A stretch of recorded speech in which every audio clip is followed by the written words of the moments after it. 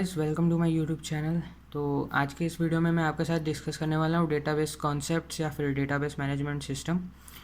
तो इस database management system क्या होता है ये पूरा अपन डिस्कस करने वाले हैं। हर एक पूरा चैप्टर कवर करेंगे, एक भी टॉपिक नहीं छोड़ेंगे। तो शुरू करने से पहले मैं तुम लोगों को ये बताना चाहता हूँ कि मैंने इसमें एक चैप्टर चेकलिस्ट बनाई है। तो अपन उसको गो थ्रू करते हैं पहले, फिर उसके हिसाब से फिर अपन अपना वीडियो को चालू करते हैं ना। तो टोटल इस चैप्टर में 12 टॉपिक्स हैं। तो ये कुछ 12 टॉपिक्स ये हैं। पहला है डेटाबेस मैनेजमेंट सिस्टम, दूसरा है नीड ऑफ डेटाबेस सिस्टम, तीसरा है कंपोनेंट्स ऑफ डेटाबेस सिस्टम, चौथा है एडवांटेजेस, पांचवा डिसएडवांटेजेस, छठा व्यू ऑफ डेटा या डेटा एब्स्ट्रैक्शन के नाम से भी तुम पढ़े हो कभी कहीं। तो फिर एक है डेटा इंडिपेंडेंस, फिर डेटा मॉडल्स और relational database, keys, relational algebra और नॉर्मलाइजेशन। तो ये 12 टॉपिक्स है जो अपन कम्प्लीटली डिस्कस करने वाले हैं इस पूरे डेटाबेस मैनेजमेंट सिस्टम चैप्टर में। तो ये 12 टॉपिक्स मैंने इस तरह 3 के ग्रुप्स में इसलिए लिखे हैं क्योंकि मैं सोच रहा हूँ ये सब इतने वास्ट टॉपिक्स है कि अपन उनको एक वीडियो में तो बिल्कुल पॉसिबल ही नहीं है कवर करना। तो मैं सोच रहा हूँ कि ये 3 टॉपिक्स को एक वीडियो में डिस्कस करते हैं ना। अपन 3 टॉपिक्स को एक वीडियो में डिस्कस करेंगे अपन। जैसे कि ये फर्स्ट 3 टॉपिक अपन आज के वीडियो में, ये नेक्स्ट और ये नेक्स्ट, ठीक है। तो इस तरह से अपन ये पूरा टॉपिक अपन कवर करने वाले है ना। तो अपन शुरू करते हैं, ठीक है। तो अपन अब ये वीडियो स्टार्ट करते हैं। चलो, तो सबसे पहला अपने को समझने की ज़रूरत है डेटाबेस मैनेजमेंट सिस्टम। समझने से पहले अपने को उसके पहले समझना पड़ेगा कि डेटाबेस कॉन्सेप्ट्स क्या होते हैं। Database concepts. अब डेटाबेस कॉन्सेप्ट्स में भी डेटाबेस के कॉन्सेप्ट समझने पहले अपने को समझना पड़ेगा कि डेटाबेस क्या होता है ना। तो अपन डेटाबेस समझते क्या बात होता है। तो database is a collection of organized information such that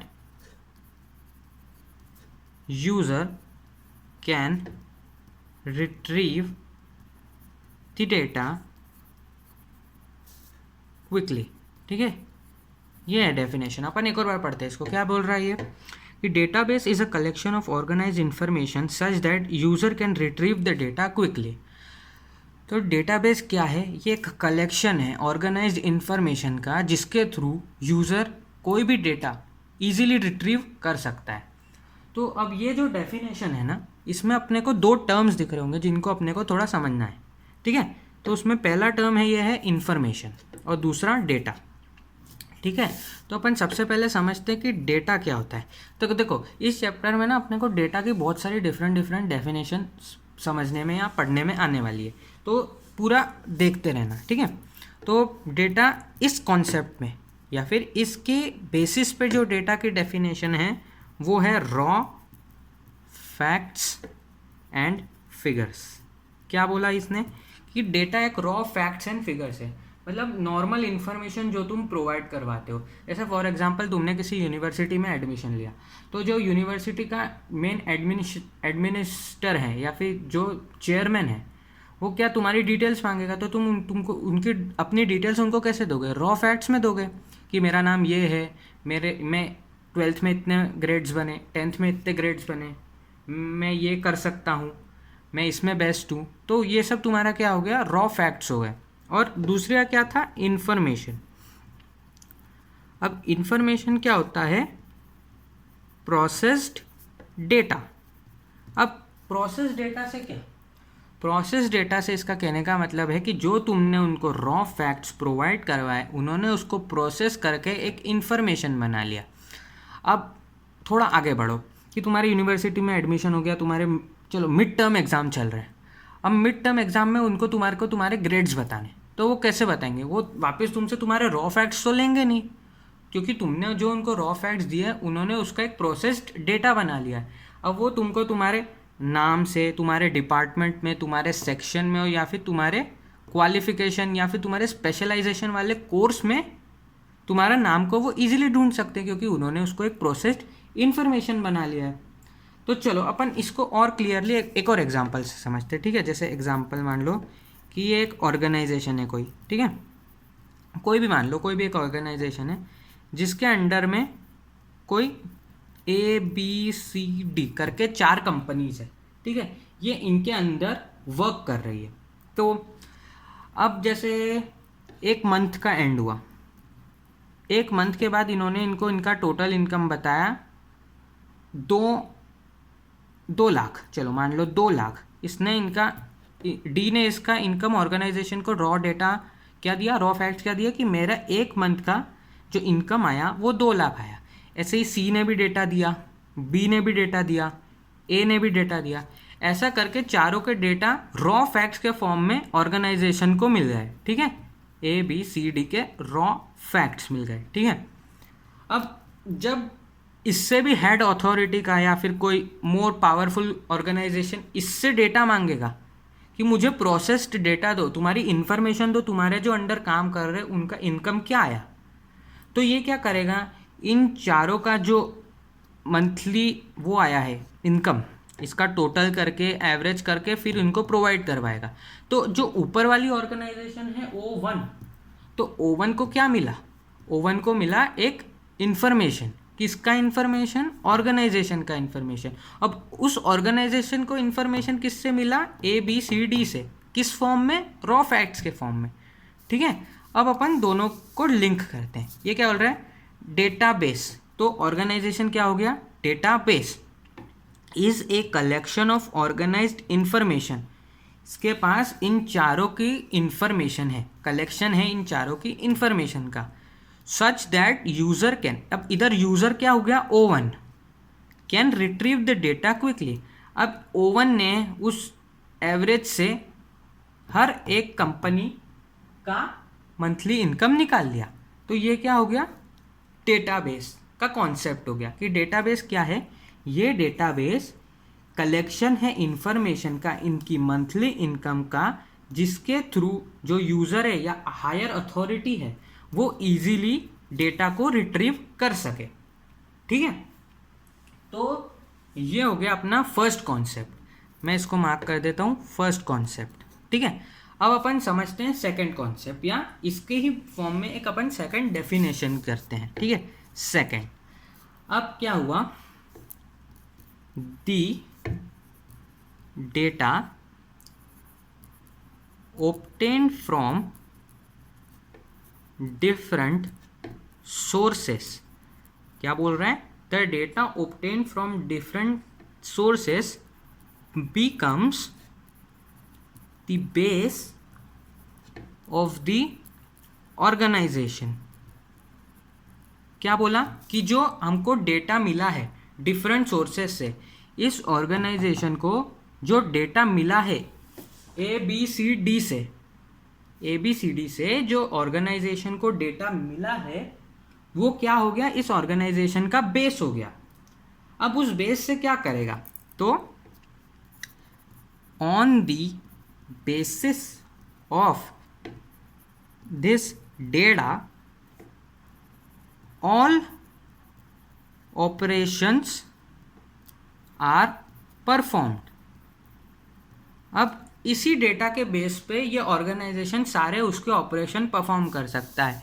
क्या, टोटल इनकम निकाल सकता है, जैसे कि ऐड करके सारों की मंथली इनकम करके ये उसके ऑर्गेनाइजेशन की मंथली इनकम निकाल सकता है, ठीक है। सेकंड, सब्सट्रैक्शन भी कर सकता है। अब सब्सट्रैक्शन का यहाँ क्या लेना देना, अगर जैसे ये सी कंपनी हो, सी कंपनी ने इस ऑर्गेनाइजेशन को लेफ्ट कर दिया, तो इसकी भी तो अभी इनकम है इसके पास टोटल, तो वो उसमें से उसको माइनस कर सकता है क्योंकि ये एक डेटाबेस है, ठीक है। तीसरा, मान लो लॉजिकल कर सकता है, एवरेज वगैरह निकालना हो कभी तो, और बहुत सारे और ऑपरेशन से परफॉर्म कर सकता है, ठीक है। अब अपन इसको आगे बढ़ाते हैं, ठीक है। अब अगला टॉपिक अपन क्या लेते हैं, डेटाबेस मैनेजमेंट सिस्टम, जो अपनी चेकलिस्ट का फर्स्ट टॉपिक है, ठीक है। अब अपन चेकलिस्ट के फर्स्ट टॉपिक पे आते हैं, या फिर यहाँ लिख देता हूँ मैं मेन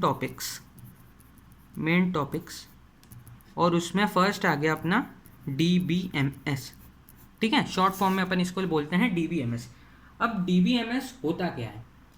डीबीएमएस का फुल फॉर्म होता है डेटाबेस मैनेजमेंट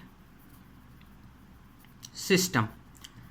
अब डेटाबेस मैनेजमेंट सिस्टम से अपन क्या समझते हैं, है ना? तो अपन अब इसके बारे में पढ़ते हैं। अब डेटाबेस मैनेजमेंट सिस्टम क्या है?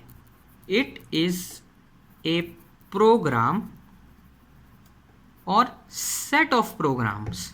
क्या बोला इसने कि या तो ये खुद एक प्रोग्राम है या एक सेट ऑफ प्रोग्राम है जो कि इनेबल करता है यूजर को, that enables the user to create, modify, delete the contents of the database. अब क्या बोल रहा है ये कि डेटाबेस मैनेजमेंट सिस्टम एक प्रोग्राम है या फिर एक सेट ऑफ प्रोग्राम है जो कि यूज़र को क्या प्रोवाइड करवाता है? यूज़र को इनेबल करता है कि वो क्रिएट कर सके, मॉडिफाई कर सके, डिलीट कर सके, क्या? डेटाबेस के कंटेंट्स, या फिर और provide controlled access to database. ठीक है? या फिर जैसे इस लाइन का क्या मतलब हुआ कि कोई डेटाबेस है जो किसी और पर्सन ने क्रिएट किया है और वो चाहता है कि मैं इस डेटाबेस को किसी पर्सन के अंडर वर्किंग कंडीशन में दे दूँ, तो वो उसको पूरा एक्सेस तो देगा नहीं कि वो कुछ भी चेंजेस कर सकता है उसके अंदर, या फिर उसको एक कंट्रोल्ड एक्सेस प्रोवाइड करवाए। ठीक है, ये होता है। अब चलो अपन इसको भी एक एग्जांपल से समझते हैं। ठीक है, जैसे तुम्हारे पास कोई टेलीफोन बुक है। ठीक है, टेलीफोन बुक। अब ये क्या हो गया तुम्हारा डीबी माने डेटाबेस। ओके, अब इसके अंदर तुमने किसी पर्सन का क्या लिया? नेम लिया, एज लिया, कॉन्टैक्ट नंबर लिया और एड्रेस ले लिया। ठीक है, चलो ये 4 चीज़ें ली। अब ये 4 चीज़ें तुमने उससे किस फॉर्म में ली? Raw data. अब इन चारों को कंबाइन करके तुमने उसको स्टोर किया टेलीफोन बुक में। तो ये टेलीफोन बुक के अंदर क्या मिल गया तुमको? एक प्रोसेस्ड डेटा या इंफॉर्मेशन। अब इस इंफॉर्मेशन के बेसिस पे तुम आसानी से उसका नेम फाइंड कर सकते हो, उसका कॉन्टैक्ट नंबर फाइंड कर सकते हो, उसका एड्रेस, उसकी एज, सब कुछ फाइंड कर सकते हो जो जो तुमने उसके अंदर प्रोवाइड करवाया। अब डेटाबेस मैनेजमेंट सिस्टम के बेस पे इसको समझते हैं कि जैसे ये टेलीफोन बुक तुम्हारा एक डेटाबेस मैनेजमेंट सिस्टम है। अब तुमने ये इसके अंदर क्या, तुम एक नए पर्सन की एंट्रीज क्रिएट कर सकते हो, एग्जिस्टिंग पर्सन को डिलीट कर सकते हो, एग्जिस्टिंग पर्सन की कुछ डिटेल्स को मॉडिफाई कर सकते हो। जैसे तुमने एज 16 लिख के रखी है लेकिन वो 16 की नहीं है, तुमको इसको मॉडिफाई करके 18 करना है तो तुम वो कर सकते हो। या फिर तुमने ये बुक किसी और को प्रोवाइड करवाई है कि तुम बस उसी नेम वाले पर्सन को एडिट करो जिसका मतलब उसी पर्सन को एडिट करो जिसका नेम सुभाष है फॉर एग्जाम्पल। तो उससे क्या हुआ कि तुमने उस पर्सन को एक कंट्रोल्ड एक्सेस प्रोवाइड करवाया कि तुम फुल उस पूरी डायरेक्टरी को तुम चेंज नहीं कर सकते या फुल डेटाबेस में तुम कुछ चेंजेस नहीं कर सकते। तुमको सिर्फ एक कंट्रोल्ड एक्सेस प्रोवाइड करवाया कि सुभाष वाले नेम वाले जो डिटेल्स है उसमें तुम चेंज करो कंटेंट। ठीक है, तो ये हुआ। अब अपन समझते हैं इस डेटाबेस मैनेजमेंट सिस्टम का प्राइमरी गोल क्या होता है। ठीक है, अब अपन समझते हैं प्राइमरी गोल। ठीक है, तो the primary goal of DBMS is to provide a way to store and retrieve, क्या बोल रहे हैं? retrieve data from database efficiently and conveniently। देखो क्या गोल क्या कह रहा है कि जो प्राइमरी गोल है डीबीएमएस का वो क्या करवा रहा है? तुमको एक वे प्रोवाइड करवा रहा है जिससे तुम स्टोर, रिट्रीव डेटाबेस से कोई भी डेटा को तुम आसानी से कर सको, आसानी से। अब ऐसा नहीं जैसे कि तुमने किसी पर्सन को तुम्हारा कंट्रोल्ड एक्सेस दिया है तो वो आसानी से तो नहीं निकाल पाएगा, लेकिन जो तुमने उसको एक प्री डिटेल देके रखी कि तुमको इसी पर्सन का एडिट करना है, उसकी डिटेल तो ये कन्वीनियंटली डिफाइन कर ही सकता है ना। तो ये था, ठीक है। अब एक और चीज़ है कि जो पर्पस है, the purpose of DBMS is to bridge, underline कर देता हूँ इस वर्ड को, the gap between information and data. क्या बोलते हैं कि जो पर्पस है डेटाबेस का, ब्रिज करना है, एक गैप बनानी है इंफॉर्मेशन और डेटा के बीच में, रॉ फैक्ट्स और प्रोसेस्ड डेटा, इनके बीच में उसको एक गैप बनानी है, जिसके लिए हम DBMS को यूज करते हैं, ठीक है। तो समझ आ गया। तो ये अपना चेकलिस्ट का फर्स्ट टॉपिक हो गया, ठीक है। अब अपन दूसरा टॉपिक पे आते हैं। दूसरा टॉपिक क्या था? Need of DB system, need of database system. तो ये मतलब इसमें ज़्यादा थ्योरी है नहीं, तो अपन डायरेक्ट ही इसको समझेंगे। कुछ डिफरेंसेस है जो मैं बताऊंगा, तो वो अपन लिख लेंगे, 3-4 डिफरेंसेस हैं वो अपन लिख लेंगे, ठीक है। तो नीड क्या थी डेटाबेस सिस्टम की? अर्ली 1800s या 1900s में, चलो अर्ली 1900s में मान लेते हैं अपन, है ना, एग्जाम्पल के तौर पे ले रहे हैं अपन। 1900s में जो नीड थी डेटाबेस सिस्टम की वो बहुत ज़्यादा आने लगी थी। ऐसा क्यों? क्योंकि पहले के समय में ना फाइल प्रोसेसिंग सिस्टम, इसका नाम सुना होगा तुमने, फाइल प्रोसेसिंग सिस्टम को यूज़ किया जाता था। अब वो फाइल प्रोसेसिंग सिस्टम में क्या होता था, जैसे ये फाइल प्रोसेसिंग सिस्टम है, ठीक है, FPS बोल लेते हैं अपन इसको शॉर्ट फॉर्म में। उसके अंदर क्या होता था, जो भी तुमको डेटा स्टोर करना है ना, उसके लिए एक अलग से फाइल बनाई जाती थी। कि अपन उसी टेलीफोन बुक का एग्जांपल ले लेते हैं ना, जैसे ये टेलीफोन बुक है, या फिर टेलीफोन बुक को छोड़ो, अपन कोई एक रीडेबल बुक की बात कर लेते हैं, नॉर्मल बुक की बात कर लेते हैं ना। अब बुक की क्या क्या डिटेल्स होगी? सीरियल नंबर, उसके ऑथर का नाम, पब्लिशर का नाम, पब्लिशिंग की ईयर, ऑथर का एड्रेस, पेजेस। तो ये जो सारी डिटेल्स है ना, इनके लिए अलग अलग फाइल बनाई जाती थी फाइल प्रोसेसिंग सिस्टम में। क्या? सीरियल नंबर के लिए एक फाइल बनाई, ऑथर के लिए एक फाइल बनाई, पब्लिशर के लिए एक फाइल बनाई, ईयर के लिए एक फाइल बनाई, एड्रेस के लिए एक फाइल, और नंबर ऑफ पेजेस के लिए एक फाइल। तो ऐसे एक पूरा एक सिस्टम या एक प्रोग्राम बनाए जाते थे, जिसके बेसिस पे ये सब फाइल्स उसके अंदर स्टोर होती थी। अब ऐसे अलग अलग फाइल के स्टोर होने के कारण क्या, सिस्टम में जो उसकी कैपेसिटी रहती थी स्टोरेज की, वो फुल हो जाती थी। अब जैसे तुमको स्टोरेज लगभग फुल है और तुमको कोई एक बुक की एंट्री करनी है, तो वो पॉसिबल नहीं हो पा रहा था, क्योंकि स्टोरेज फुल है तो वो एक्सेप्ट नहीं कर पाता था डेटा। और कभी कभी ऐसा होता था जैसे एक ही बुक के 2 पब्लिशर, तो उसके बेसिस पे इन्होंने क्या किया था, ऐसा कर था कि पब्लिशर नाम से एक और फाइल प्रोसेसिंग सिस्टम बनाया या सेट ऑफ प्रोग्राम्स बनाए। अब उसमें क्या होता था, उसमें अलग से पब्लिशर का एड्रेस, पब्लिशर का डेटा, नाम, एड्रेस करके एक अलग स्टोरेज बना दिया। तो अब जब इधर तुम एंट्री करोगे तो इधर भी एंट्री होगी। तो ऐसे करने के कारण क्या हो रहा था, स्टोरेज बढ़ रहा था, तो स्टोरेज फुल हुआ जा रहा था, तो ये ज़्यादा यूज़ में नहीं हो पा रहा था फिर।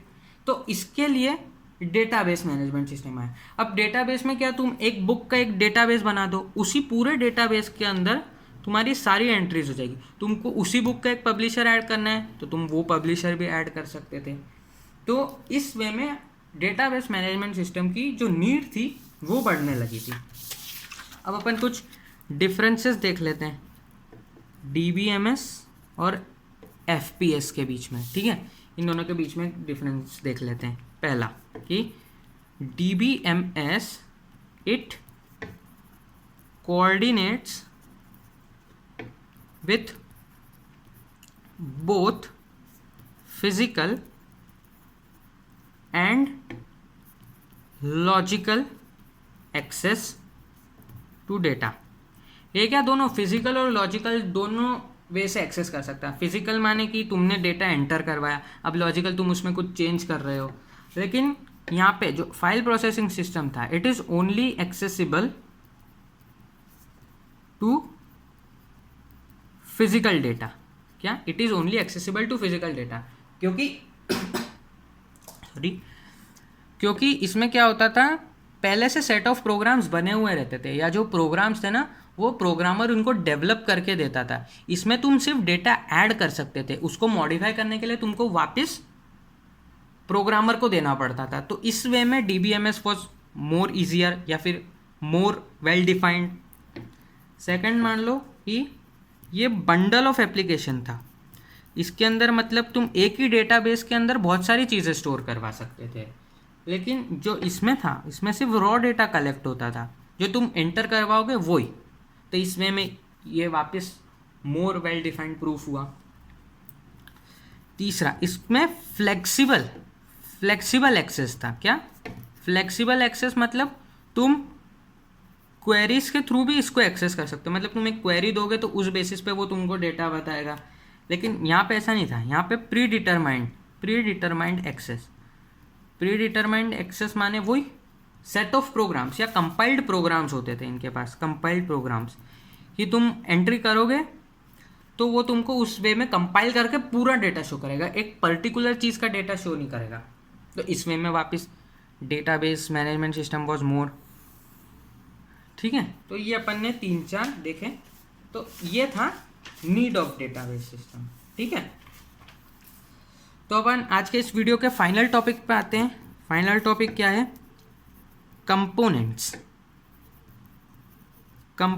Of database management system. ठीक है, अब कंपोनेंट्स। ठीक है, अब किसी भी डेटाबेस के लिए तुमको मिनिमम 4 कंपोनेंट्स की ज़रूरत पड़ती है। सबसे पहला, सबसे इम्पोर्टेंट क्या होगा? डेटा। बिना डेटा के कोई डेटाबेस मैनेजमेंट सिस्टम होगा क्या? नहीं। ठीक है, अब इस डेटा को तुम काय में स्टोर करोगे? किसी सॉफ्टवेयर में स्टोर करोगे जो तुम्हारे डेटाबेस को स्टोर करेगा। ठीक है, अब इस सॉफ्टवेयर को तुम कैसे एक्सेस करोगे? किसी हार्डवेयर के थ्रू एक्सेस करोगे। ठीक है, अब उस हार्डवेयर को कैसे यूज़र एक्सेस करेगा। ठीक है, तो ये मेन 4 कॉन्सेप्ट या फिर कंपोनेंट्स हैं डेटाबेस मैनेजमेंट सिस्टम के। क्या? डेटा, सॉफ्टवेयर, हार्डवेयर और यूज़र। ठीक है, अब अपन इसमें देखते हैं। ठीक है, अब डेटा क्या होता है? Raw facts and figures. ठीक है, रॉ फैक्ट्स एंड फिगर रहते हैं जो तुम प्रोवाइड करवाओगे, उसके बेसिस पे तुमको इन्फॉर्मेशन मिलेगी। ठीक है, लेकिन इसमें क्या 3 टाइप के डेटा और होते हैं। क्या होते हैं 3 टाइप के डेटा? अपन समझते हैं। मेटा डेटा, यूजर डेटा और ऐप डेटा या फिर एप्लीकेशन डेटा। अब एप्लीकेशन डेटा माने क्या कि वो उस एप्लीकेशन या फिर उस डेटाबेस के बारे में सारा डेटा स्टोर करके रखेगा। यूज़र डेटा क्या कि कौन सा यूज़र उस डेटाबेस में एंट्री प्रोवाइड करवाएगा उस बारे में, या फिर जो मेन यूज़र है उसका डेटा स्टोर करेगा। अब मेटा डेटा क्या होता है? मेटा डेटा क्या करता है? इसको अपन ऐसा भी कह सकते हैं, it is data of data. क्या? Data of data.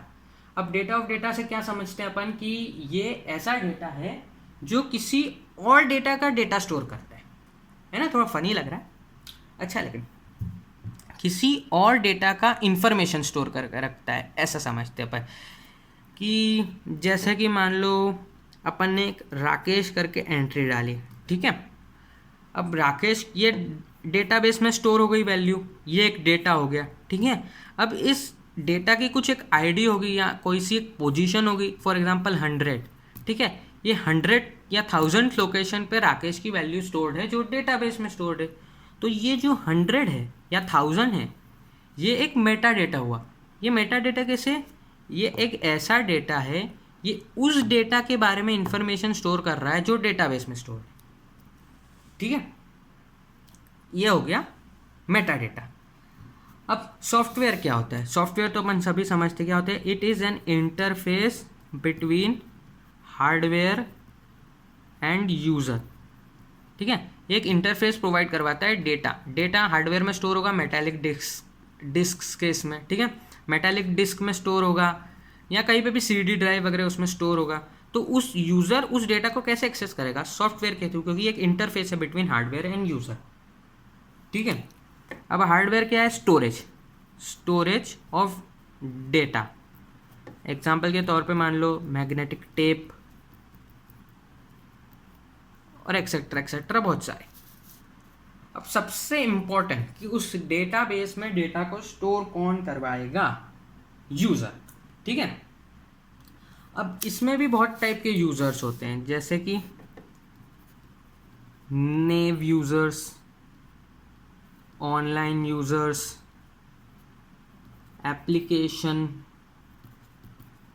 Programmers, sophisticated user और DBA।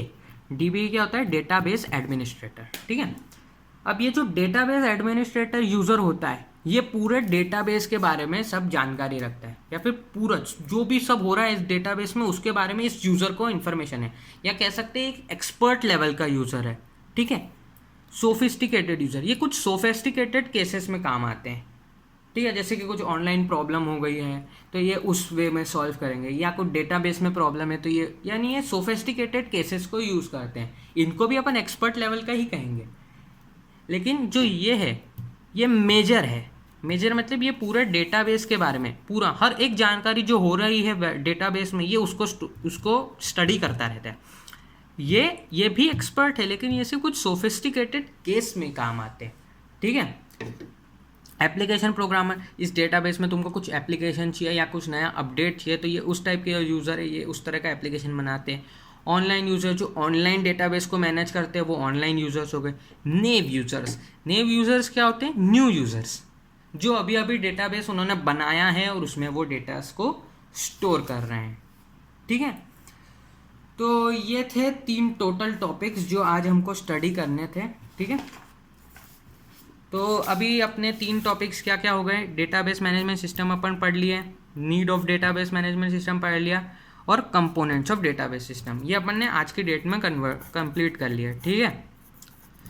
अब नेक्स्ट वीडियो में अपन देखेंगे एडवांटेजेस, डिसएडवांटेजेस और व्यू ऑफ डेटा या डेटा एब्स्ट्रैक्शन। तो अगर आज की वीडियो पसंद आई हो तो लाइक कर देना, शेयर कर देना इस वीडियो को, कमेंट और सब्सक्राइब कर देना चैनल को। ऐसे ही तुम्हारे लिए वीडियोज़ लेके आता रहूँगा और कम्प्लीटली तुम्हारा नॉलेज बढ़ाऊँगा, और डेटाबेस मैनेजमेंट सिस्टम को एकदम स्ट्रॉन्ग कर लेंगे अपन, कोई फिर दिक्कत नहीं आएगी, ठीक है। और कुछ भी डाउट्स हो तो कमेंट सेक्शन में ज़रूर पूछ लेना, ठीक है। चलो मिलते हैं।